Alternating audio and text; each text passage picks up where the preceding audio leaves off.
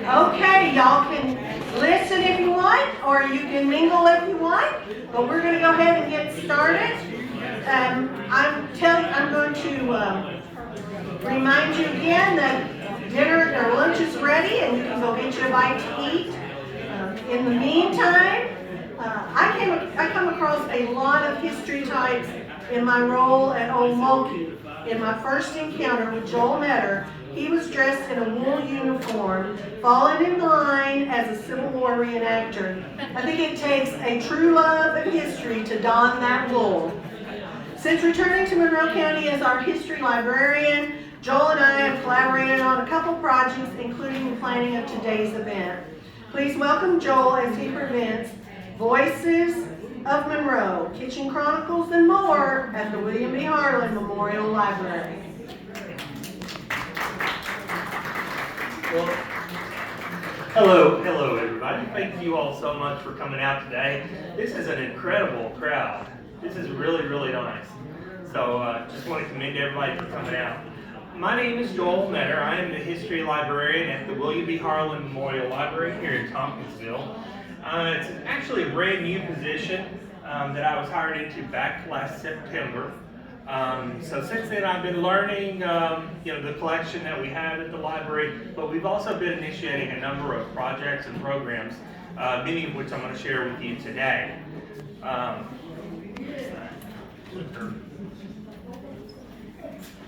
There, lost the clicker. Here it is. Okay, so one of the things that we're doing is we're establishing a digital archives for our collection, but not just our collection, for Monroe County history, Monroe County genealogy, and we're going to talk more about this. But this right here is coming this July. Don't have a firm date on what day it's going to be released, but it is a new digital archives for Monroe County history and genealogy. This is what your homepage is going to look like.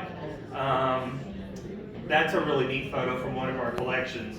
It's a treasure. I'll talk about it in a minute. But so this is what it'll look like. You can browse the items, you can browse the collections. There's a map feature in it too that I'll share with you. So these are the collections that we have right now. So we've got about 8 collections on it, with 2 additional that are coming. One will be a partnership with the Monroe County Historical and Genealogical Society to help get some of their stuff up online. So they'll have a separate dedicated collection on the website as well.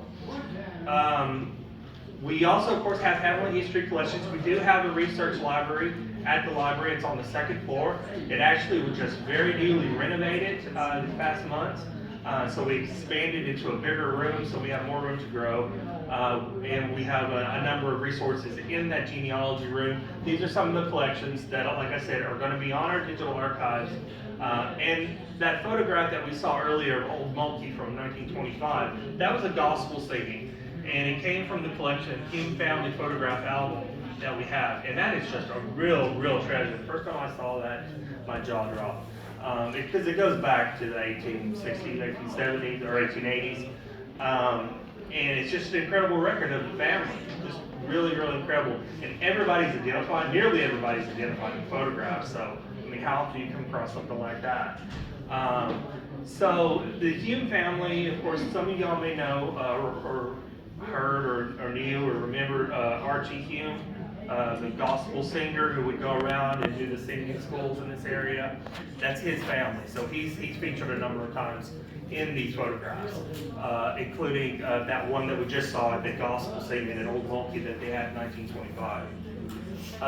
Another collection that we'll have is the Wheeler Oakley Steenbush family collection that has a number of really interesting, nice photographs in it as well. A lot of great family history information. There's family charts, ancestor charts, just a labor of love to put that together. And then recently we accepted a digital donation. So we do accept digital donations as well as original materials to our new archives. And the Paul Carter Family Collection is a large collection of the Carter family, and so that will live. We don't have the original photographs, but we have permission to be able to put them up there and share them with everybody. We'll also have a people and places collection. So this is like if we get a small collection, so maybe you have family photographs that you want to preserve, you can come to our room, we can digitize them for you. You can take them back on your flash drive, and if you so choose, you could give us permission to digitize and display those so that they're preserved forever on a website that everybody could share. We also have a very small manuscripts collection in there, one letter so far, written to my great-grandfather during World War II. It's a government letter seeking his assistance to grow hemp in the county. Big projects that we've got going on right now. We started Voices of Monroe Oral History program. And so we have, and when I say we, I'm talking about Terry Ferguson Simpson here in the front row, holding up the camera. There she is, wait. Who does all the interviewing. She's really fantastic and exceptional at that. We'll talk about that in a minute, as well as the Kitchen Chronicles Family Recipe Collection. Coming soon, as I mentioned, we're having a potential partnership with the Historical Society here. We also have a group of records from the Rockbridge Homemakers Club. And so we're working on getting those processed, and then we'll make those available online for you. So these are just some examples of the collections that we've got. The People and Places collections, like I say, if we have a small donation that comes in, say you have a family photograph that you would like to digitize and donate, we'll put that in that collection. All of these collections too, they're all subject headings, they're all fully cataloged. And we'll talk about the searching there in a moment. And as you see there, we do accept donations of physical and digital only materials such as photographs and scans. Another photograph there from the Hume Family album. Group of men, and Garfield Hume and Archie Hume is in this photograph here, out in the field with old mowers. There's an old early photograph that we have in the Wheeler Yoakley Steenbush Family Collection. And there's a lot more information than what you see here. This is all that would fit on the page. But there's a lot more information about each photograph in the collections if you were able to scroll down. So talking a little bit about searching, there's a number of ways that you can search this collection when it comes available online. And one of the things that I will do is I'll do a video kind of tutorial explaining these things. We can also, if we have anybody here that's interested, come to the library, sit down, and I'm happy to do a one-on-one coaching session with you and show you maybe the best ways to find the information. But there's a lot of different ways that you can search the collection. You can search for keywords, you can filter it down by collections, and then search for specific things. You can search by tags, so a number of, like when I get a record that maybe involves a church or a school, these very broad categories, I'll go in there and tag them churches, schools, so then when you click on one, it'll pull up all the records that we have in the collection that fits for that tag. We also, this is one of my most favorite features, you can browse it by map. So if I know the geographical location, as I did in the situation where we did this Fountain Run oral history interview at the Fountain Run Senior Citizen Center, I can tag that in the map. And so then you can zoom in on that and you can see exactly where that was. And if you can imagine, this extends in many different areas. You could do a sort of biography, sort of a cemetery where the people are, sort of thing, linking them together. So there's a lot of possibilities with that, so I'm really excited about that.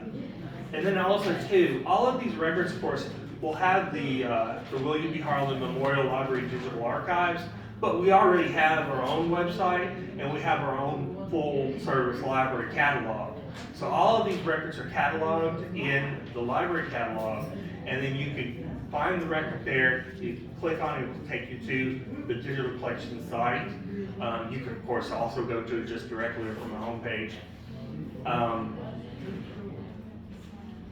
So the Community Stories Collection. This is a part of our Voices of Monroe program. The Voices of Monroe program includes the community stories as well as the oral histories. And so these are stories that our community archivist, Terry Ferguson Simpson, can you raise your hand again, Terry? She goes out into the community and she interviews people, and she writes these very amazing beautiful stories about their lives and their stories. And so she's going out in the community, she's collecting all of this content. She's preserving all of this history that maybe we don't consider history at this moment, right? So then years from now, it will be, a good record. So this, we've got about 20, I don't know how many you've done yet, Terry, do you know? Probably 50, maybe more. Maybe 50 more articles. So we've got 20 up there on there right now. Of course, one of them there is about Anita Hamilton Bartlett and RNS barbecue that she wrote. As well as you'll be able to see pictures there too. You can kind of just scroll through them and you can download them, share them, that sort of thing. Of course, here's a story that Terry wrote for a hostess here today, Sheila Rush, and her husband, their story there. So speaking a little bit about the Voices of Monroe Oral History program, this started in November 2023, and our mission, what we want to do is collect all voices, not just maybe one person or one demographic. We want everybody. We want everybody's stories. And so we do one-on-one interviews with folks. We also have done some group interviews. For example, Terry and I interviewed the Republicans Women League here in Tompkinsville in celebration of their anniversary. So we did some interviews with them for that. So we can also do group interviews as well. And certainly we are going to be doing a lot of that when we go around and do oral history roundtables, which I'll talk to you about next. So there is no end date for this oral history program. It's a regular thing that we're doing at the library. If you have a story that you would like to record and preserve and share with folks and make sure that many generations from now have that history, let us know. And we'll set up an interview with you, or if you know somebody that would be a good person to talk to, that's another great thing that we could use help for on that as well. These will all be a permanent part of our digital archives or our archives. So this over here sorry.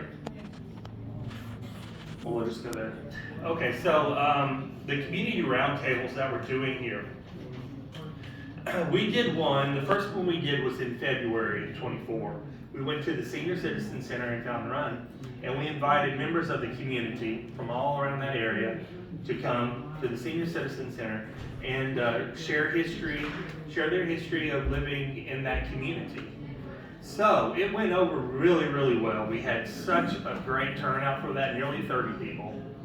Lots of great information that we were able to preserve. Again, you can see Terry there in the front talking with the folks. So we want to know about, what's life in and around that community like? What are some of the changes you've seen? What are some of the significant events? We talked about a fire there in Fountain Run, as well as a tobacco closure. And church life, schools, businesses, and families. And I'm hoping this is going to work. It may not, because we got a little bit of noise in here, but we'll give it a shot. I was going to play with you a little short audio clip of the one that we did at Fountain Run.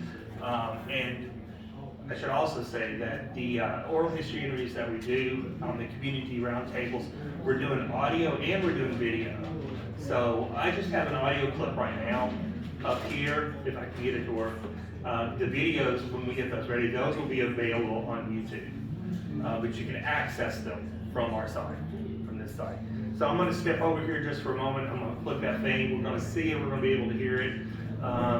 If not, then that's something y'all can look forward to when we get it released next month.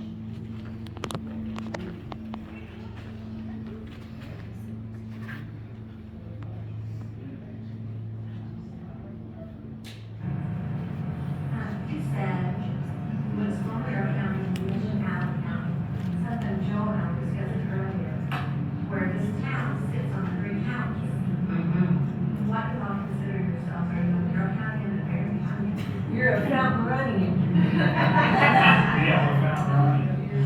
Well, I live in Allen County right now, but I'll always be a Fountain Run girl.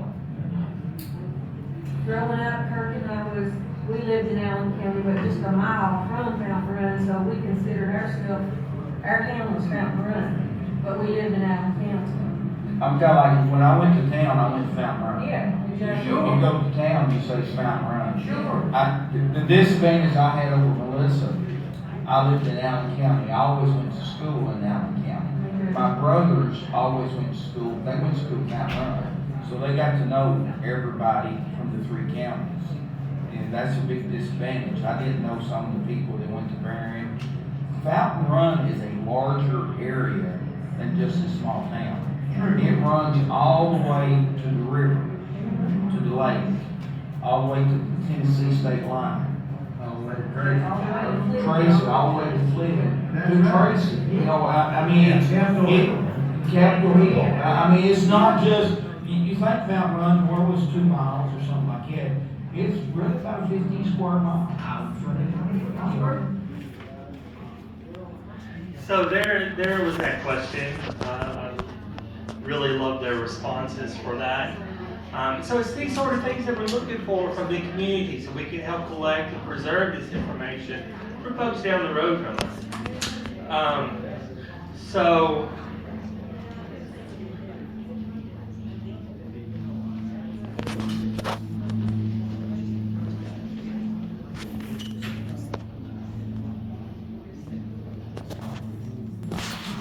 So we looked at so much, we're bringing it to all other communities here in Monroe County.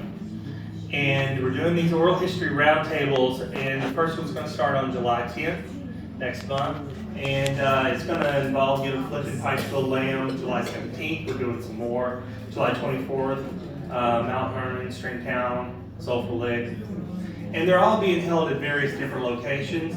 And for all you folks, visit the library table. I've got this full calendar of these that you can pick up at our table. They're all being held on Wednesdays from 10 in the morning to 12 o'clock. We are coming back to Fountain Run. We're going to do them again on September 11th.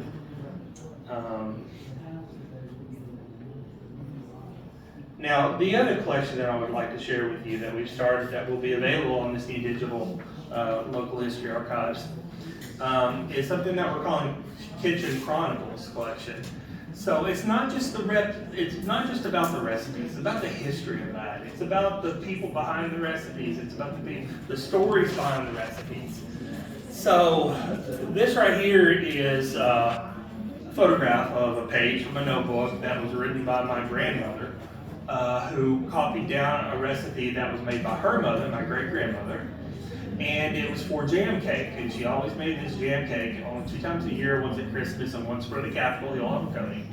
And so years later they wrote this down, so we've got that there so you can see the recipe. We also have another one. It doesn't have to be like handwritten, it can be typed, it doesn't even have to be, you could just give me what it is and I can put it in there. But we're putting these up there, and then we've got photographs of the people who are behind the recipes. So this is my great-grandmother at the Capitol Hill homecoming that she used to make the jam cake for. Way back in the day when, if any of y'all are familiar with the homecoming at Capitol Hill, they've got a new shelter there, but in the days before they had tobacco wagons that they pulled out. And so that's what you can kind of see there in the background. And one of the things that we do here, of course, you can see there that we have biographical information for her. We have her birthplace, death date, occupations, and a short biography. So if you have anything in your family recipe that you would like to share, we would love for you to do that. Photographs of the people behind the recipes, a short biography, and then we could really create a really nice collection here out of this. And this is the last thing that I wanted to share with you. On July 16th at 6 p.m. at the library here in Tompkinsville, Gwen Henderson's going to be here giving a presentation on Native Americans, and she's going to pull in information too that's specific to Monroe County and this area here. So hope everybody can make it out to that. And so in conclusion, the website's going to launch in July. Watch our Facebook, the library's Facebook, and as well as our website for the actual release date. And then again, if you have any family photographs or any materials that you would consider donating to the library, we'd love to have them. If you have any originals and you want to keep the originals, which I can fully understand why you want to do that, I would too, consider making a digital donation and giving us permission to digitize and display it for folks, and then again, preserve it for everybody down the road. So with that, thank you very, very much. Do you all have any questions for me? Yeah. You said you do the digital, make the digitals for people. What do y'all charge to do that? We don't charge anything. We have photo scanners up in our genealogy room that I can help you with to do that. So what exactly do you need to get that done? Just connect with me, and we can talk about it afterwards. Yeah. Any other questions? All right. I was just kind of wondering about like you have the videos of the oral history. So I'm just wondering, like if I'm listening to that years down and I've got the audio, how do you document who's speaking at that time? Sure, that's wonderful. So before the thing, I passed around a list for people to sign their names. Release forms, really is what they were. So I know who was there. And then I transfer all that information into the catalog record. So then it's preserved along with the audio forever. Yeah, for these large group interviews, we're trying to do video, and I did a video for that, so it's on YouTube. So then that way you can see them talking. Yeah, it's the only time really I'm doing video, because you kind of have to for that.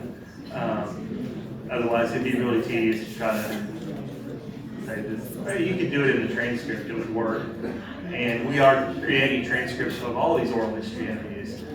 We just have one up right now, and that was the first interview that we did. But there are opportunities for volunteers at the library, at our genealogy library, making transcriptions, scanning photographs, all kinds of different stuff. Well, thank you all, everybody. I hope you enjoy the rest of your day. Thank you all so much for coming out, and I hope we see you all again.